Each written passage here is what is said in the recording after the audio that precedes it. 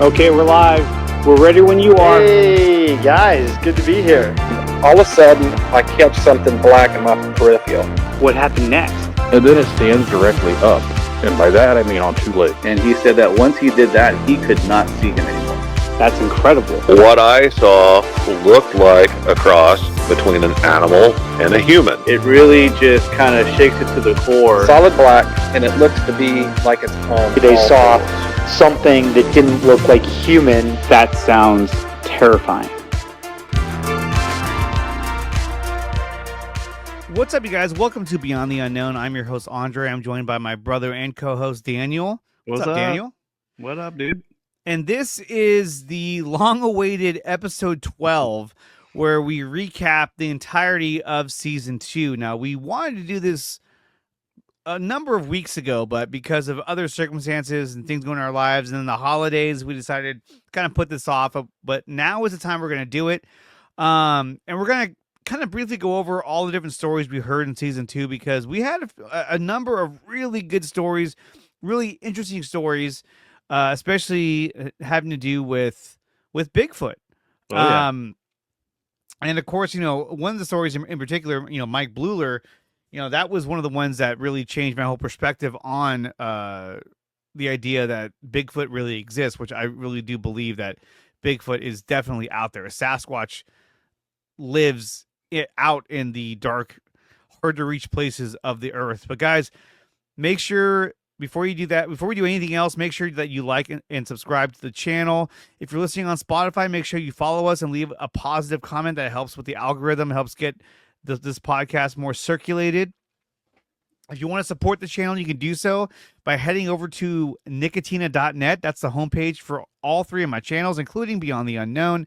The description, or in the description below, you'll find the link that will take you to the membership section of Beyond the Unknown, and you can help support the channel by becoming a member, and then that'll give you access to our community online. And as we start to ramp things up for season 3, that's right, season 3 is coming. We're going to be putting more and more content on there for the community members. So definitely check that out over at nicotina.net, or use the link in the description below to become a member and help support the channel. And like I said, we are on Spotify as well. We're also on Spreaker, we're on Apple Podcasts. Wherever you find podcasts, you'll find Beyond the Unknown, and follow us on wherever you find your podcast. It definitely does help support the channel in that way as well. So with that being said, Daniel, we had some amazing stories that we heard over the season. Of course, we ended with a bang with the legendary Ron Morehead that Daniel got a chance to talk to. I couldn't be there because I had my son's first soccer game, and it was out of town. So unfortunately, I could not be there, but Daniel spearheaded that one, and that was a really good conversation as well that you had with Ron Morehead. You want to talk to us about that conversation? Yeah, no, it was pretty cool, talking to someone that has so much history and knowledge about Bigfoot, Sasquatch. It was interesting talking to him because he had a lot of different point of views that I hadn't really talked to anyone that had those point of views before, Right. So he's a very unique individual, someone that really brings a lot to the conversation. And it was good to be able to relate to some of the stuff that he was talking about, bring up other topics and articles that I have run into and come across, and was able to speak to it with him. It was a really good conversation. It was fun. It was great talking with him. He's super cool, really laid back, Yeah. Very easy to conversate with, and he can go, man. When that guy, when Ron starts talking, he can really talk, and he can let out a lot of stuff. And that's the big thing is let him talk, because he is a living legend. So the more he talks, the better. Let this stuff be out in the internet. So it's awesome. It was awesome. Well, yeah, it's like you were saying, he's a living legend, and if we were to have someone like him on the show, I mean, someone like him, not just him, you let them talk, and you give them all the freedom to kind of just go, because they have so much experience and knowledge on the topic. It's really incredible. And he talked a lot about the Sierra sounds. He sort of went into the origin of how that came together. Yeah. He also talked about, about his belief that this could be a supernatural type creature that can travel between dimensions. He sort of mentioned that as well. Yeah, he did. He spoke, a lot about the woo, if you want to call that, the woo. Yeah. Which is all good. Everyone has their own, way of looking at, Sasquatch and how to interpret what they see. So it's really interesting that the Sierra Sounds section of that interview was really cool, because he did talk a lot about how that started, why he was up there. I would love to talk to him again and just delve into that. I know that he has like a special coming out soon about the Sierra Sounds. He's been posting about it. But yeah, just talking with him and getting that perspective was really interesting, and he goes into other topics besides just UFOs. He talks, or just about Bigfoot. He talks about, alien species being here on Earth, was here a long time ago. So it goes into a lot of different topics, and it was just really interesting to hear that. Yeah, no, we're definitely gonna try to get him back on the show for season 3, because I want to talk to this guy. I was jealous listening to it. I was like, oh god, I wanted to ask him so many questions. But no, I thought Daniel did a fabulous job, and it's a really good episode. Check it out. It's episode 11 of season 2. Yeah. So if you go over to wherever you find podcasts, or even on YouTube, it's episode 11. Ron Morehead, legendary Bigfoot researcher, and it's about an hour and 15 minutes, so it's not too much time, but definitely check that out, because dude, it was really cool. I really dug it. It's mind blowing. It's great. If you just want to kick back and listen to it before you go to bed, put it on, man. It's an awesome conversation. We get into a lot of different topics. It was a lot of fun. He talked about like the Anunnaki and everything. He goes into the Anunnaki and all that, realm of conversation. We talk about the age of the universe. There's a lot of stuff in that conversation that we talked about, not just about Bigfoot, Sasquatch, but just a whole spectrum of things. So really entertaining, really a lot of fun. It was a pleasure talking with Ron Morehead. And another guest that we had on was Matt Knapp, host of Bigfoot Crossroads. That was actually our first episode of the season. It was really fun to talk to him, because I've listened to him so many times on his podcast, and be able to have a conversation with him. Man, he was super cool. And one of the things that he had said to Robert and Steven of Bigfoot Club podcast, who we had on right after him, was he told them, he's like, you know what? He's like, this is one of the first times in a long time that I've been on a podcast where I actually had fun.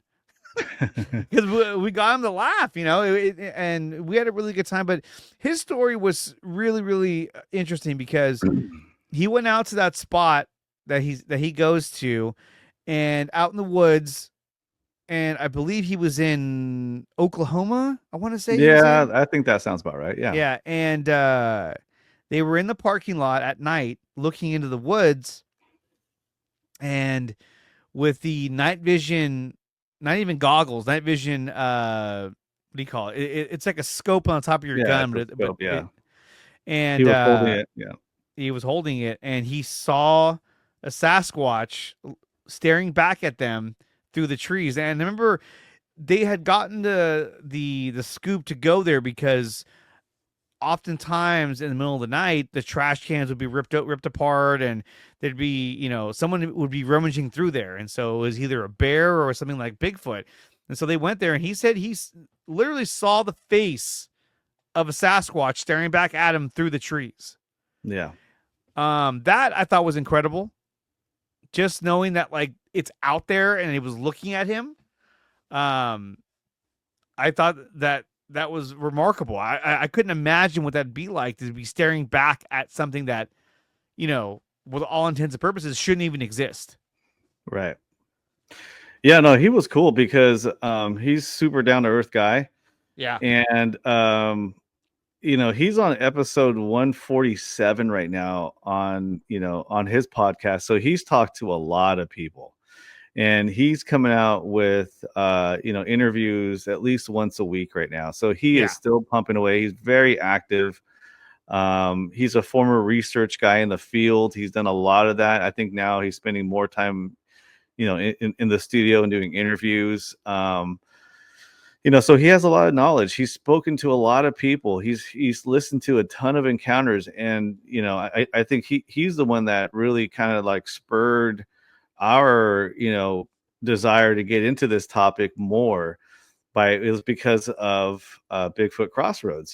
So it was a really nice way to start the season for us, and a really good interview with him. And we go through a lot of different topics, and it was all focused around Bigfoot and Sasquatch. But he's also a realist, where he can spot something that doesn't make sense, and that's really really hard to see sometimes, when you listen to someone and you're just like, well, that doesn't make any sense. But you never know. You never know. But Matt Knapp will call it out, and it was awesome, man. I mean, that's what got us into, another interview that we had.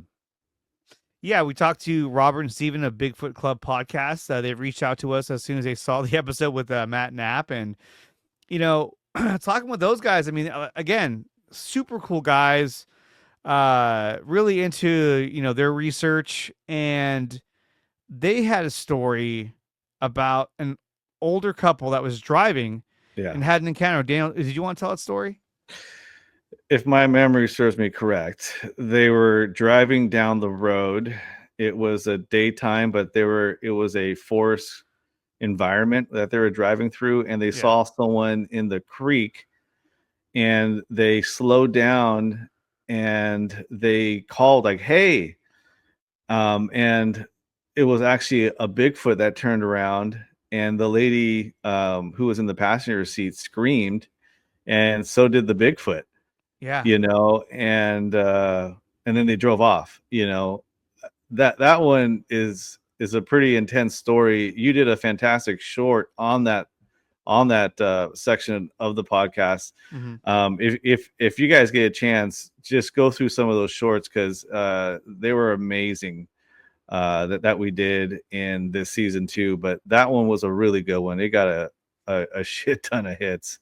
It's such a great story. It really kind of like, it just brings it home, because the innocence of two elderly people in a car coming across something like this, it's kind of scary. I mean, it's like, oh shit, what is this?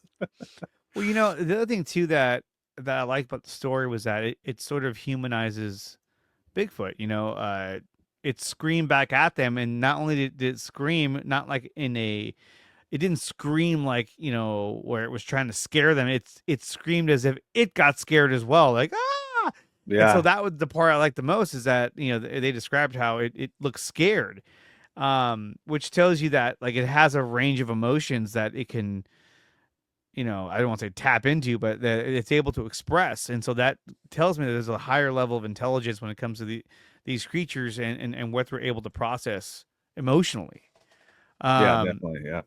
They also talked about how they went to the Indian reservation, and then there was camera footage behind the casino that was there, or the hotel, that had a Bigfoot that was eating from the grease trap. And that's right. Yeah. And who was it?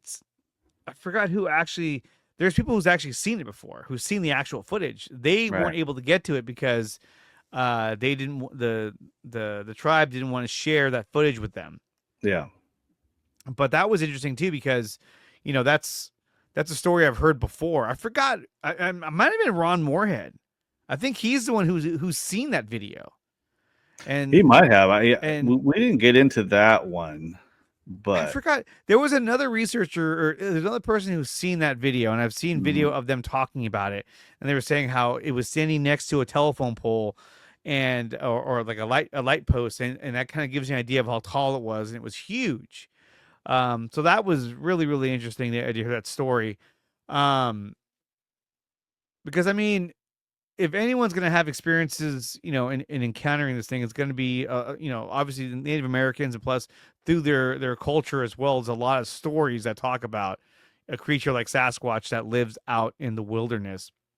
Yeah, they've been talking about that for hundreds of years, and where there's smoke, there's fire, Yeah. and you just don't talk about this unless there's some fact behind it. And we've always talked a lot about how things that were myth is actually real.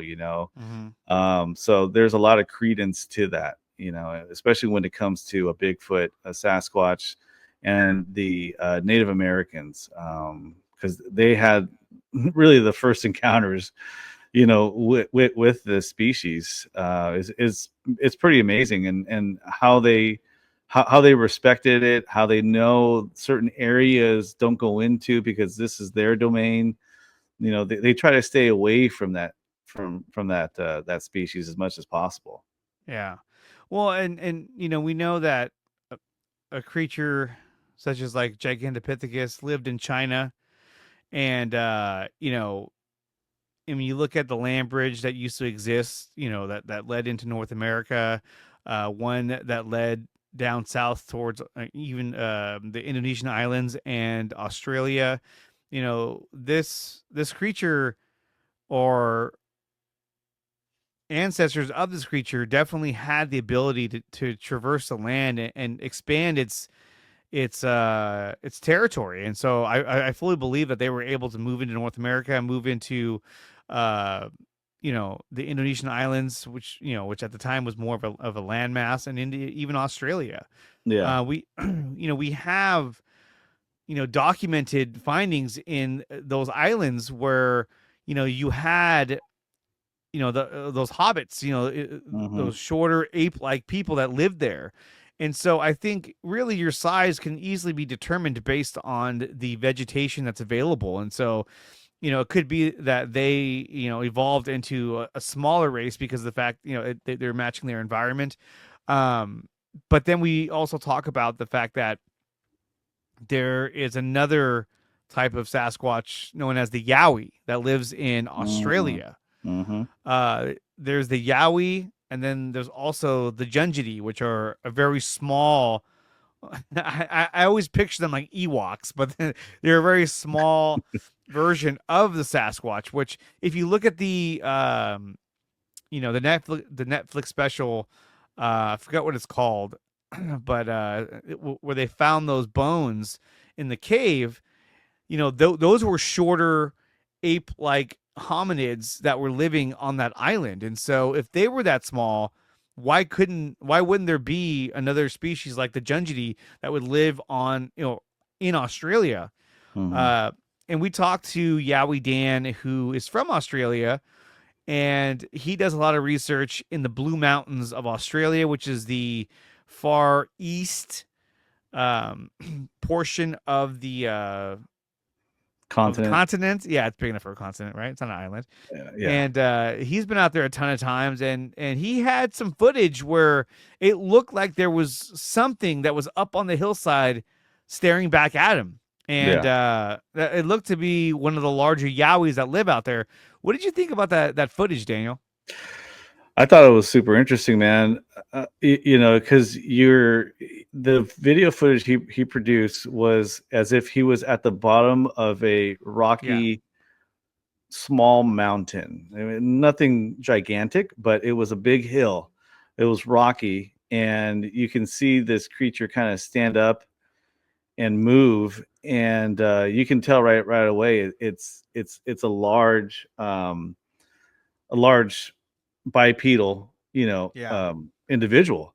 The conversation with Yowie Dan, that's another good one for folks that are interested in what type of equipment you want to take out into the field, some of the level of commitment that these folks are taking and risks by doing this research out in the bush, they call it in Australia. Yeah, in the bush. In the bush, it's pretty wild. This guy Yowie Dan, he has a ton of dedication to his passion of finding the Yowie and more evidence. We were able to go through a documentary that showed the size of the Yowie next to a group of men.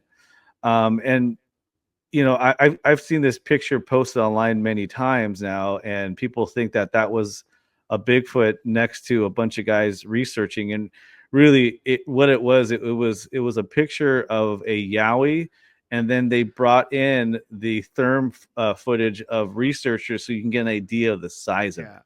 And the Yowie itself was captured using thermal imaging. So yeah, but you could see the outline of it. You could see the shape, the shoulders. When it stands up. I just there's no way you can fake that. I mean, you'd have to be like that would take so much to fake that, and not to mention like how do you fake the thermal imaging of it? Right.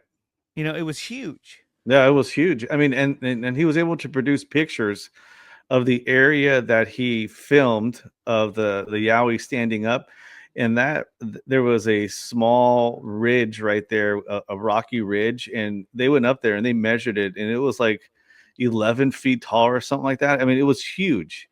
Huge. And with Yowie Dan, we talked a lot about the habitat out there and the environment and the type of species this might look like. We talked about like the size of a Yowie versus a Bigfoot from the Northwest. They're very different type of species, and the one down there is a little bit more of a skinnier type of a Bigfoot.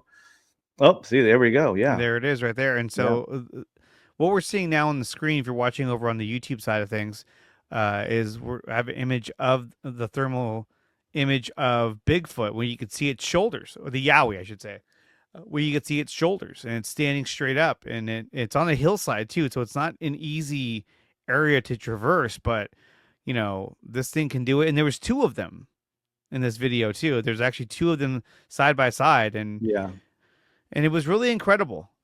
He also had some footage of when they were out doing research at night, where you see tree branches being pulled down and rocks being thrown at them. And, he's had a lot of encounters with the Yowie out there in Australia.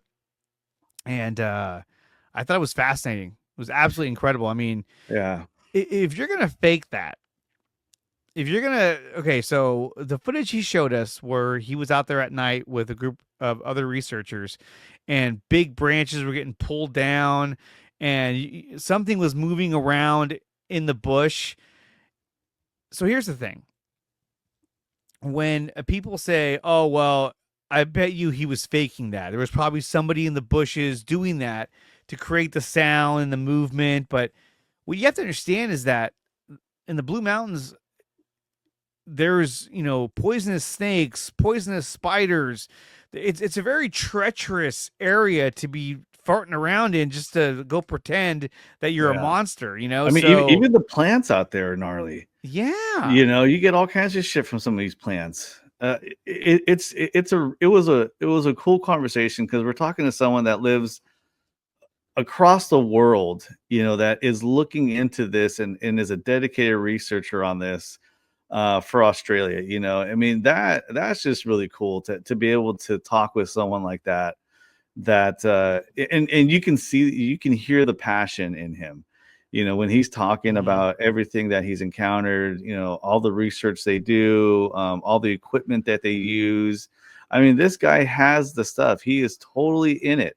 So, if you're interested in the Yowie, take a listen to that interview because it was a really good interview with him, and a lot of great detail came out of that one. Yeah, no, it was awesome. And him and I exchange messages on Facebook all the time. And I'm definitely going to try and get him back on for next season because now he's back out in the bush. He sent me a video of the Blue Mountains just yesterday. So I was like, okay, he's back out there again. This is great. He's back. So we're definitely gonna be doing that. But one of the episodes I want to talk about, and this was probably the one we put the most into in order to get this done. I was talking with him for weeks to, kind of get him mentally prepared for this, but and then we were able to get him on. It was Mike Blueler and his story with the Sasquatch that he was essentially almost face to face with when he was out hunting in Mississippi. This is probably one of the most compelling and just phenomenal stories that I have ever heard in my life. And so if there's any episode that you should listen to, I think it's the Mike Blueler Standoff with Sasquatch episode. This, blew the doors off. Yeah. And anyone who says, "Oh, Sasquatch is fake," you have to hear this story. It is incredible. Definitely. Go ahead. It's. I would say it's next level shit. Yeah. Because it is both fascinating and scary as shit when you put yourself into that environment that he was in. Mm-hmm. The reactions that he did during the encounter, it all makes sense. Like if you're out there and you see something and you have a rifle, well, use your scope and take a closer look at it. And he's talking about that. He's engaging with the Sasquatch. It's a mind-blowing encounter that I haven't heard one at least talk to someone that was able to tell us with the amount of detail that he did. Yes. And to me, this wasn't at least for me, it wasn't a case where, this is somebody who's done a lot of research and was able to manufacture a story that make it sound. No, there were so many details, distinct details in the story that I can't see how or why he would make this up. No, I don't think so either. It was just, anything that you can think of.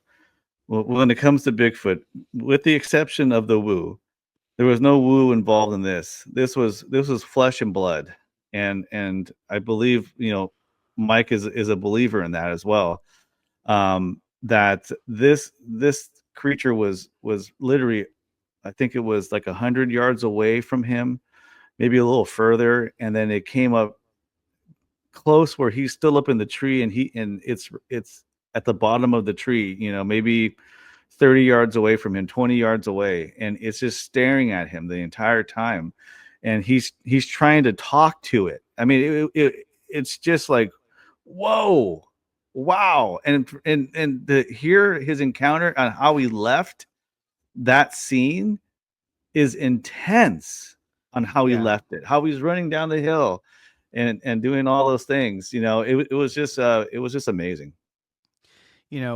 He talked about initially that he was up in his tree stand hunting, and he saw on the corner of his eye, he saw something sort of come out and sit down, and it had its back to him, and it was hairy. He could see the hair. He was saying, kind of like Motley Crue, kind of like he could see it was hair, not fur. And he couldn't tell what it was. It was sitting down. It looked to its right, and he could see the profile of its face, and he knew, like, hey, this is something else. And it was sort of fidgeting with the rocks and the dirt that was around it. And then he screamed out, "Hey!" And that's when the thing stood up. And he said this thing just shot up. Not even like a let me get some support. No, it just shot up and was standing there. And he even talked about how it looked around, like he couldn't he couldn't figure out where it came from. Yeah, he startled it. He startled it.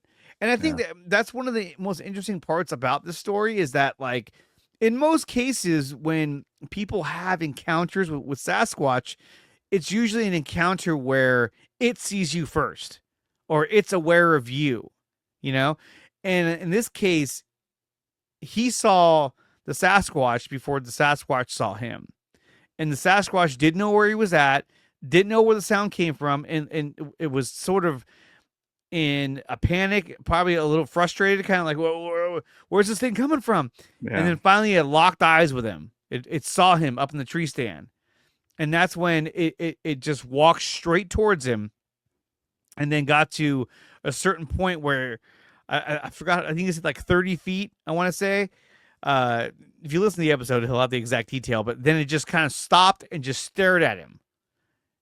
And, at that point, that's when he was able to give descriptions where, his eyes were all black. Yeah. Here's the AI image that he says that somebody helped him make based on his description. That's it right there. I mean, that's a scary image. Shit, yeah, it is. But he said it looked like a man.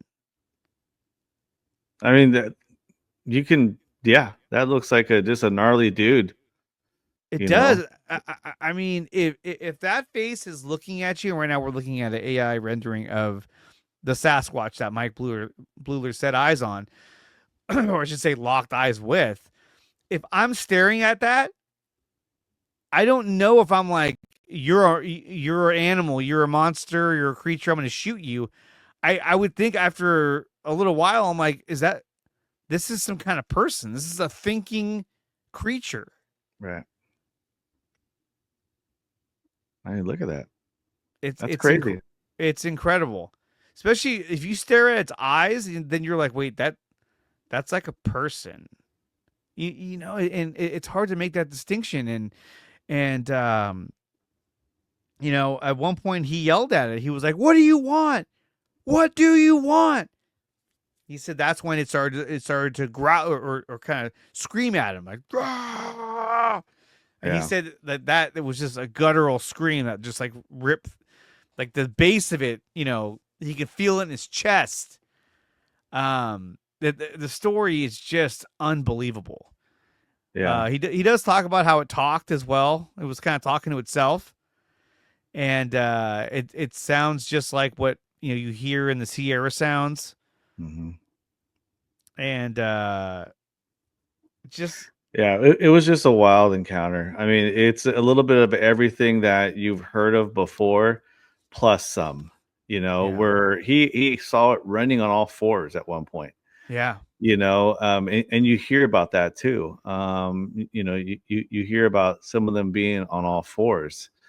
There's that footage that came out of Russia. I would say probably in the early 90s or late 80s, where it's a dad and his son, and they came across one out in the woods, and you see it on all fours, running and then getting on 2 feet and then doing like this, like jumping away from them, and you can see the huge length in their arms. Oh, that's the one where it had its arms out when it jumped. Yeah. So like, just kind of comparing that to what Blueler was talking about. And not only that story, which was the encounter of a lifetime, but he also talked about some other interesting encounters that he's had through his years hunting and different scenarios. And with Blueler, you got to take him as credible. I mean, he's ex-military, he served our country, and he's out here talking about something that really scared the shit out of him. And that's crazy. Scared the shit out of me. I mean, when he was telling me the story, I mean, it was just so intense. And even the fact that eventually it runs off, sort of just ripping those, I think he said that they're mulberry bushes, and throwing them in the air. He was freaking, the whole thing at this point, it's freaking out, trying to probably assert its dominance. He comes down from the tree stand, and he's basically running, and then when he gets tired, he's doing a fast walk, trying to get out of that area. And he said he felt like there was something trailing him, something was following him in the trees. Yeah. And that he got to a certain point and he shot off his gun, and then he took off again and eventually got to his car, And one of the things that he mentioned that it lines up with a lot of other stories you hear about the Sasquatch was that he said that when he got to his truck that he heard a scream, but this one wasn't like the one he heard before when the Sasquatch was essentially roaring towards him. He said it sounded more like a panther, like it was like it was a very high pitched scream. Mhm. And we've heard stories about Sasquatches doing that. A female Sasquatches will do that. Mhm. And so it could be that on his way out, the male was still back there raging, and the female was following him out to make sure that he's going to leave, or maybe she was going to attack. I don't know. And then you heard the female scream, and that's why it sounded so different from the male. Yeah. It's the most intense interview we've ever had.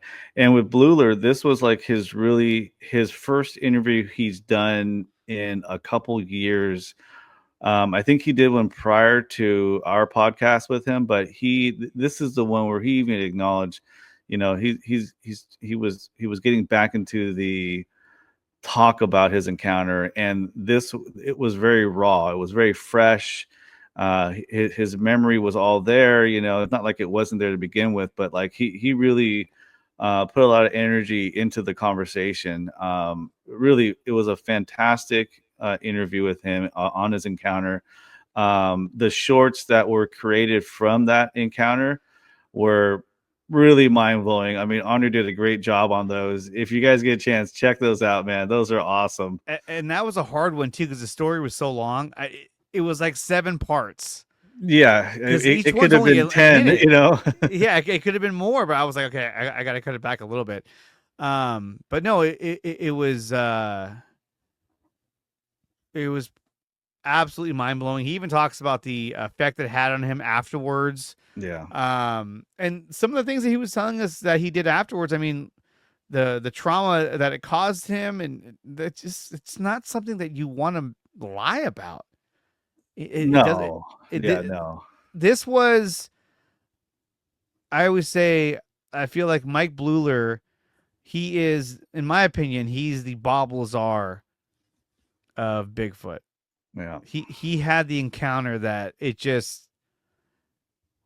changes everything. Yeah, it's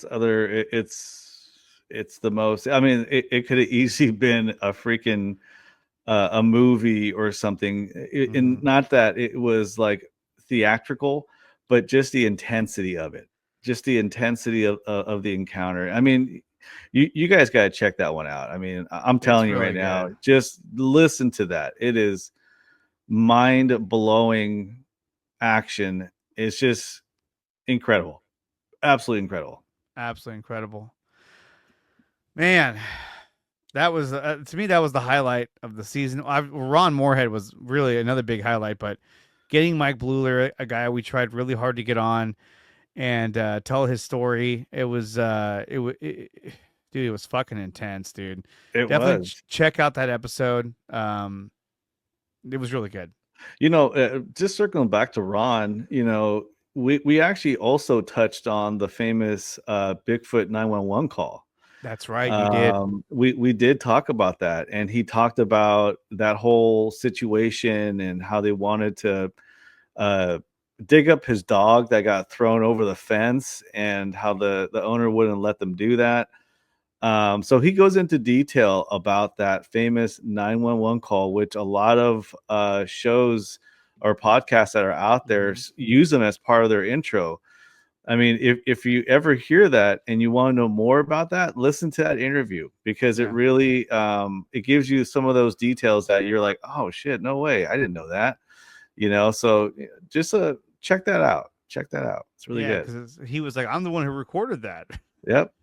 He's the one that he's the one that got it from the dispatch that was out there, and he interviewed the actual guy who called it in.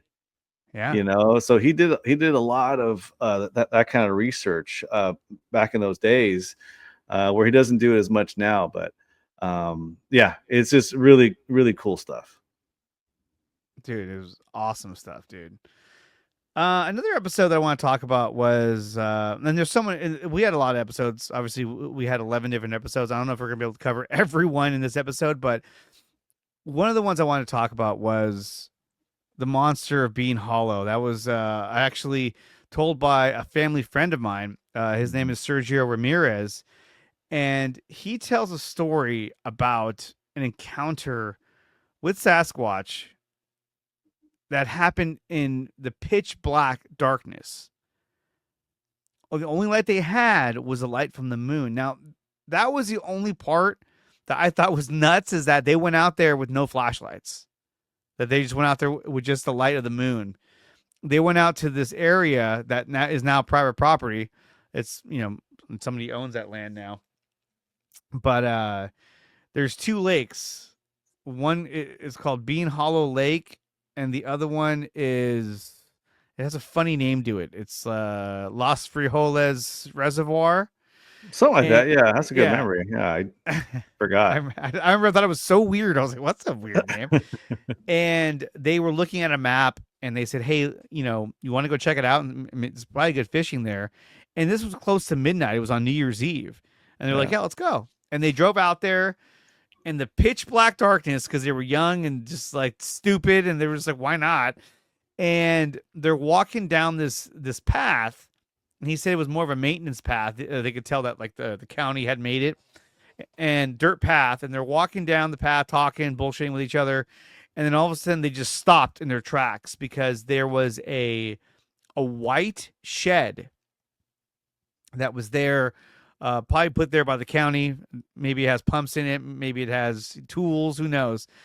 And they said they stopped dead in their tracks because they saw the silhouette of a Sasquatch, of a tall, broad being staring back at them.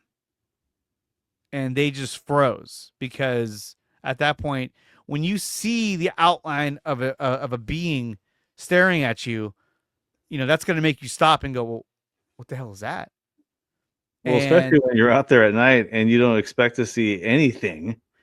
You're not prepared for anything, and you come across something of this nature, a bipedal, extremely large, tall creature that is standing by a shed, walks across the road up on the hillside, and basically walks them out of there. Yeah. That was a pretty crazy encounter, because it's something that it's one of those things where you weren't planning for it. You weren't out there looking for anything, and you came across it. And the idea that they went back the next day was even more insane. Yeah. But like the encounter itself, it walked across the path, and that's when he really got an idea of how big this fucker really was. And he just said how it walked across the path, and he's like, oh my God, it's huge. And it walked through these manzanita bushes that were nearby. And I was trying to focus my camera there. These manzanita bushes, and it moved up into the hills above him. So it had like an advantage over them. And he said it moved through the brush like it was nothing.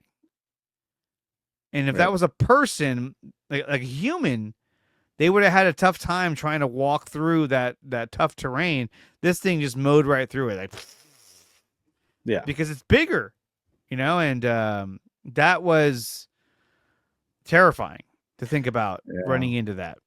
And the idea of going back the next day and finding a structure out there that had an intense odor around it, really kind of sealed it up, and I believe this happened back in 1989. If my memory serves me correctly. Late 80s, definitely. Late 80s. He was saying 89, and I think it was 89. And it really ties into, coincidentally, episode, I'm going to say it wrong, but it's the Sasquatch Chronicle episode where Claire, the lady from from the UK talked about her encounter on the coastline and over by Monterey, and this is the area where he was at when he saw one. Yeah, he was in Sergio was in the Santa Cruz area, just Mhm. north of Santa Cruz, and then hers was in I thought it was in Carmel, but it was along the California coastline. And I think what this shows you is that when you look at these two stories and how close they are in date and in year, I think it goes to show you that there were Sasquatches that lived near the coastline. Probably not anymore, but they were there. Yeah. Yeah, they were there. And, I got a chance when I was talking to Ron Morehead, I brought up this encounter that Sergio had, and I tied it into the Claire encounter that a lot of people have heard. And, Ron was able to talk about that because he actually has interviewed Claire. Yeah, he has. He has talked to her, and he was able to talk about that, a little bit about what, she said and, the encounter and how credible it is. So it just goes to show you that, these encounters happen. They, if you're lucky, it happens around the same time. And this one happened around the same time. So it's just really cool. It's cool to tie it together. Cool to tie it together like that. Yeah. Makes sense. They fled from that scene terrified, which of course I'd be terrified too. I'd be running as fast as I can. Oh shit, yeah. They drove away and they stopped at I think it was a gas station a ways, down the road from where that was at down the highway. And they made the decision, hey, look, that couldn't have been anything else but a Sasquatch. And so they decided to stay the night right there in the parking lot because they were so freaked out. The next day they went back there, and I know you touched on this already, but they went back there. They said they found, kind of like, the trees were kind of pushed away, almost like little nests, and it was underneath another bush, and it smelled really bad. And those descriptions match so many other stories that we've heard about these nest sites that the Sasquatches will live in. And these are also the same kind of things that Yowie Dan and his group have found in Australia, where they found multiple nests that were kind of laid out in in an area where you can tell they had been living in for a little while. And that, I think, is just fascinating because who knows? I mean, for all we know, they're still living in those nests. They hear them coming and they just take off. Yeah, they seem very curious. Everyone that we've talked to gave me a sense that this species is very curious, very secluded, doesn't necessarily like encounters, and they're not afraid to let themselves be known to people. Essentially, if you see one, they probably already saw you, most likely. And they're very vocal. They do a lot of the common things that you hear: rock throwing, sounds. Some of them have the odor and some don't. With Sergio's encounter, when him and his friend went back to the site, they smelled a bad odor around this nest. And just speaking of nests, I mean, there's different descriptions of a Sasquatch nest. One is more of a gorilla type of nesting site where you have big leaves laid out, where something comfortable to sleep on, I should say, with no roof. Where Sergio's, you actually crawled in there and there's a roof above it of sticks and branches and stuff like that. So it's really interesting to hear different descriptions of what might possibly be a sleeping area of where something like this slept. It's just it's just really fascinating to kind of just hear different encounters and what they saw and try to piece it together with what you're hearing from other people. Yeah, I mean the tree structures, the nest structures, it's all very similar, and it's all in different parts of the world. We're talking about obviously Australia, we're talking about Russia, China, uh, the United States, pretty much all over, in the South and then the Pacific Northwest, even on the East Coast. I mean, these things are everywhere. Well, even in the Amazon, they got a video of a dead ape that they killed, and it's like a 5 foot tall ape, maybe a little Yeah. taller than that. I mean, there's all kinds of stuff out there that that humans that live in those areas know about, that us people that are so used to technology and stuff have never Yeah. encountered something like this. So we just hear stories about it. Yeah. It's wild, man. It's Well, I think I told the story. I forget what episode it was, but about those German I think they were German or they were French soldiers that were flying in a helicopter through Africa, and they saw this gigantic snake that was, I forgot how big it was, but it was ginormous, yeah. and no one's ever seen one that big ever before and ever again. So it's like there are things out there that exist, especially I would imagine in deep ocean where we can't travel that often. And there are creatures that we just are extremely unknown because we can't get there. Just like in Australia in the Blue Mountains, it's so dense and so treacherous, you just can't get in there. And there are areas in the United States in the deep wilderness that people just can't really get to that often, that are areas in which they live in because nobody bothers them there. Yeah. The rule of thumb on Bigfoot, there's one Sasquatch for every 1,000 black bear. Mm-hmm. So you kind of keep that in mind as you're researching more about this species and the population of it, where we're not, I from what I've, talked to and listened, and it's not like there's populations of like 10,000 of them in one area. These creatures, these species run in small groups, in family units essentially. And Yeah. even Ron spoke about that, where you have an alpha, and then you have a male alpha and an alpha female, and then you have some juveniles, and I haven't heard anyone talk about, like, do they stay with them for life or what have you. There's a lot of species out there that will have multiple females with them, so again, those are the kind of things that a lot of people like us don't really know,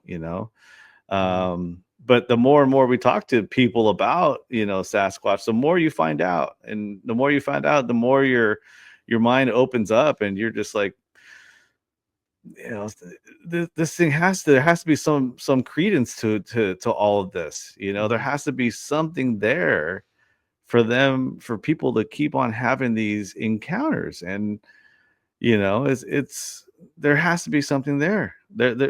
I don't see why there wouldn't be at this point. Mm-hmm. I agree. No, there's so much behind it that it's hard to say that, oh, like everyone is just making this up or everyone is just seeing black bears or grizzly bears. No, I mean, there's so much detail out there that it just goes to show you that this creature lives out there. And I think at the same time, I almost feel like it's a creature that people don't want to find, because if you do, how do you document it? What do you do? I think it's just terrifying in itself, knowing that there's a bipedal hominid out there that can think on its own and can react emotionally and, decisively on what it wants to do and how it's going to hide and how it's going to, deal with the situation at hand. And I don't know if that's something that mainstream academia wants to go out and find. And there's also, of course, there's conspiracy theories about why they don't want it found, all that, the logging industry, all that. Right. That would definitely rock a lot. But I mean, I think at the end of the day, it's become more of an urban legend than it has been like that. That there's a certain type of bear living out there. I think eventually this thing will get found. It's just a matter of time. Yeah, because you really you need a specimen to justify everything, and once you have that specimen, and for all we know, maybe there already is one out there, and the public doesn't know about it, right? There's videos out there where you see a military helicopter carrying a huge body out of the woods, hanging from this large, rope, kind of like the stuff that rescue choppers use to pick people up off of mountains, stuff like that, where you see them carrying what looks like a big hairy freaking Bigfoot, and you don't know what that is, and it's you don't know if they already have one. I mean, there's stories of the U.S. government working with Bigfoot during the big volcano that erupted, Mount St. Helen. There are stories of the government, working and trying to rescue some of these darn things. So it's just, you don't know if it's really there or not, and it's going to take someone that go out there and come across one. Maybe it's already dead, who knows? But videos nowadays are great because the clarity is really good. You hear a lot of people say, "Oh, everything's always fuzzy whenever it comes to Bigfoot." Well, yeah, because when you're out there, you're not expected to see something like this, and grabbing your camera or your phone is almost like the last thing you want to do. Is just you just want to get out, So it makes sense where sometimes it's not clear and straightforward, and a lot of times the videos and the conversations that we've been having with people is that these things blend in so freaking well into the background where you really don't know what it is unless it moves. It has such incredible camouflage that it just blends into the shadows. It is so incredible. But I would love to see one, if there was ever one captured, or found, or what have you, or a definite 4K video of one walking up to a camera and looking at it, and something like that. That is proof, 100% proof. I really think that it's gonna happen. It's gonna happen at some point, and the more people that are out there looking for it, the more technology that is being used to find it, and the stuff that people are finding and videoing now with all this technology that we have, it's really starting to crack open that nutshell of where is Sasquatch? What is Sasquatch? Is Sasquatch real? And with the technology that we have, it's just a matter of time before it's found. Absolutely. Well, guys, that's going to do it for episode 12 of Beyond the Unknown. Obviously, there were some more episodes that we'd love to talk about. Our episode with director Darcy Weir is another great episode. You should definitely check that one out. That's a good one. Another episode that's called The Kentucky Mountain Monsters, featuring Michael, who had an encounter with his, at the time, girlfriend and one of his good friends, where they were surrounded by a number of Sasquatches. His story is also featured on These Woods Are Haunted, so definitely check that out. And Amanda, the Bigfoot lady, she had some really cool stories about her two encounters that go into a lot of the lore of Bigfoot. And then also we have Brandon, who was on from Tinfoil Tales podcast, who had an incredible story about his encounter with, all I can really describe it as, was a dog man. Yeah. And this thing was huge. It was black. It was menacing. So definitely check that out. And check out his podcast as well, Tinfoil Tales. Check out Matt Knapp's podcast, Bigfoot Crossroads. Check out Bigfoot Club podcast. And even Yowie Dan has his own podcast too. Yeah. Yowie you can Dan. Check his out. Just type it in, Yowie Dan. He'll pop up. And guys, thank you so much for tuning in. We'll be back really, really soon with the beginning of season 3. Yeah. But I wanted to have this episode where we kind of talked about the stories that that we heard here on season 2, and let you know that yes, we're gonna be back for a season 3 really soon. And I'm starting to line up guests right now, and so we're really looking forward to getting back on the grind and hearing some more of these fascinating, just incredible encounters. Yeah, stay tuned, everybody. everybody. Just like you. Yeah, stay tuned. More information coming your way. Here we go. All right, you guys, we will catch you guys next time. Until then, if you want to support the channel, head on over to nicotina.net and click on Beyond the Unknown, and there are memberships available.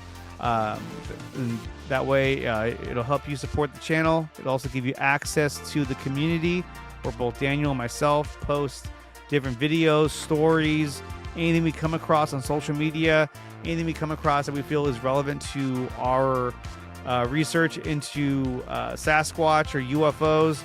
We're going to put it on there, so that gives you access to that. Definitely a cool way to help support the channel and the podcast. And wherever you find podcasts, maybe Apple Podcasts, Spreaker, Spotify, Pocket Cast, wherever you find your podcast, you will find Beyond the Unknown. Make sure you follow us on whatever platform you use to follow to listen to podcasts, and leave us a 5-star review and a positive comment as well. We'd love to hear from you. And if you have a story that you want to share with us, you can email us at beyondxunknown@gmail.com. And we'd love to have you on here to tell your story or your encounter with anything that's Sasquatch, cryptid, UFO, paranormal. Let us know, reach out to us, and we'd love to hear your story. And with that being said, we'll see you guys next time.